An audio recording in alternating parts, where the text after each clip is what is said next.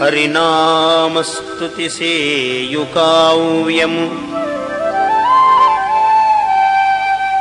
సువర్ణాంభోజహంసావళీ సురుచిభ్రాజితమైన మానస సరస్ఫూర్తిన్ వెలుంగొందు శ్రీహరినామస్తుతి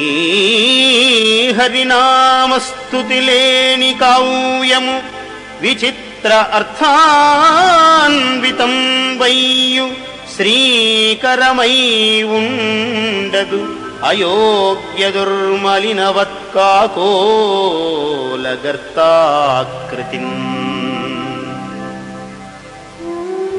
అందుకై జన్మతారకముగా శ్రీహరిలీలలు పాడవలసినది అని నారద మహర్షి చేసిన సూచనకు అనుగుణముగా వ్యాస మహర్షి శ్రీహరి లీలా సహస్రాత్మకంగా శ్రీమన్మహాభాగవత రచన చేశారు. అట్టి శ్రీమద్భాగవతాన్ని ఆంధ్రీకరిస్తున్న పోతన నాటి దేశకాల పరిస్థితులు కూడా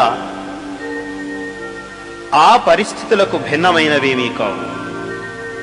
14వ శతాబ్దికి చెందిన పోతన మహాకవి ఆనాడు ఏర్పడిన ధార్మిక ఆర్థిక రాజకీయ సంక్షోభంలో, శైవ వైష్ణవ భేదాల సంఘర్షణలో, అర్థకాముకులైన ప్రభువుల పాలనా పరిష్వంగంలో, సనాతన ధర్మ గ్లానిలో శ్రీమద్భాగవత రచనకు శ్రీకారం చుట్టాడు.